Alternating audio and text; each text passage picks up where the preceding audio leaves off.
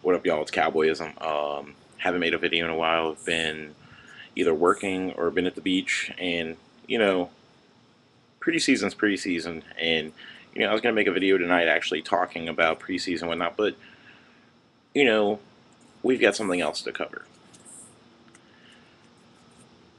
I get home from dinner tonight, and I get on Roto World, and I see that the Cowboys have locked up Orlando Scandrick to a 5-year deal, 27 million, 10 million guaranteed.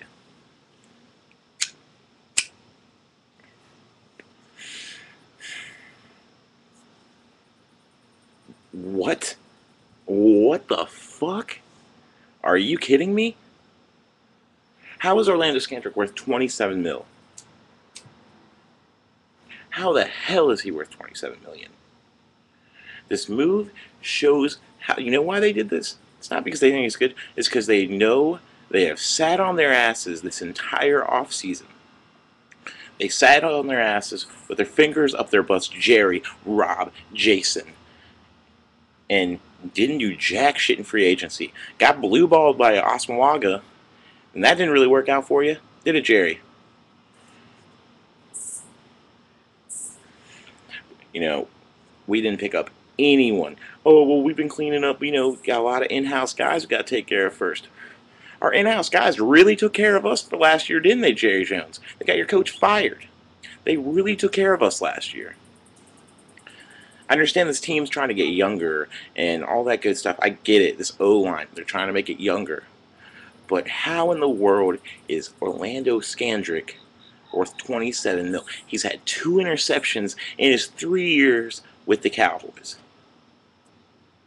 That's a big ass bug. Sorry, ADD. 2 interceptions. My best memory with Orlando Scandrick is when he knocked the piss out of Jason Campbell 2 years ago, which was great. I laughed my ass off. Props to Jason Campbell, because if any of y'all remember that hit, I didn't think he was going to get back up. Props to you, Jason Campbell. Kicking it over there with the Oakland Raiders. Anyways, this move just shows how desperate this organization is right now. They sat around and didn't do jack shit in free agency. Orlando Scandrick, I've been watching him for the last 3 years and these preseason games. It's like Orlando Scandrick, me and my friend were talking about the other day. He's gotten worse every year. Preseason, his first couple years, he looked all right. And then now, not so hot. He's been getting burned by 3rd string, 4th string receivers. And you're going to sign him to a contract like that?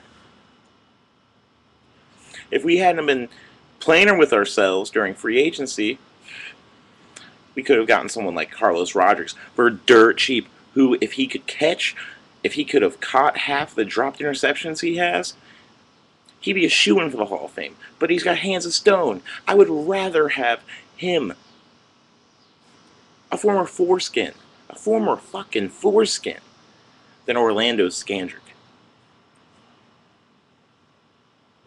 Maybe, I get home, I see that crap, I message my sister's fiance, who's a diehard Cowboys fan, and he says maybe they've seen something that we haven't. And I go, I've seen enough. If you can't get the job done during preseason, what the hell makes you think he's going to do it when we go up against the Patriots, when we go up against the Eagles, if he has to start 3 years from, I guarantee you, this is another one of Jerry's deals, like what he did with Marion, what he did with Roy. Premature deal where the dude won't even be on the team 3 years from now. We sit around, we don't do shit in free agency, and he goes, you know what, it's okay, because, a couple years ago when we have all this space, we're going to be able to do what the Eagles did and fucking overload. But no, not now. Not from what I'm seeing. We're going to just keep signing these butthole players. Who's next, Jerry? Alan Ball?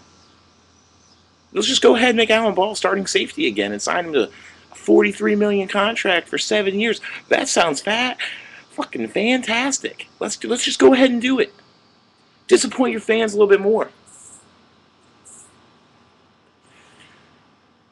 Maybe Rob likes the fact that Orlando Scandrick can hit,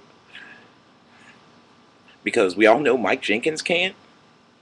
But at least Mike Jenkins has some fucking interceptions to his name.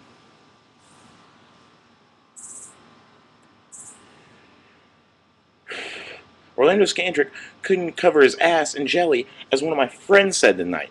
I don't even know what the fuck that means, but I'm sure it's true.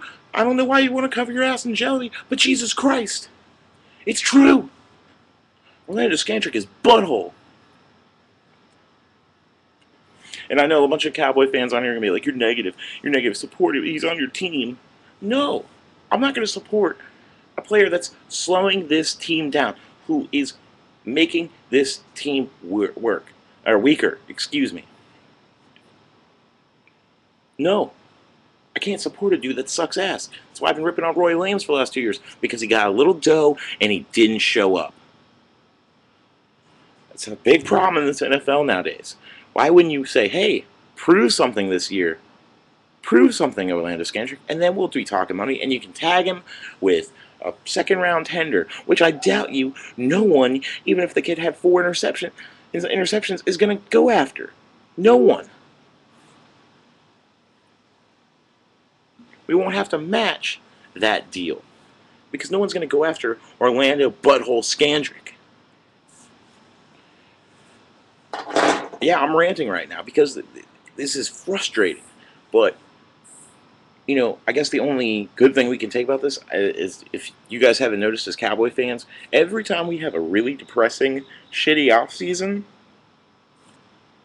we usually end up having a pretty decent year. You know, after Romo fumbled in the Seattle game, we went 13-3 the next year. Yeah, it ended shitty, but at least the regular season was fun to watch. You know, we cut T.O., Tank, Johnson, Pac-Man, Roy Williams, the safety, not the fat-ass receiver. And, you know, we win our first playoff game in, what, 13, 14 years? You know, I guess we can take something positive out of this, but this team is just so up and down every year. And, Jerry, you owe us better than that. You owe us much better than that. This is America's team, not Jerry's team. Peace.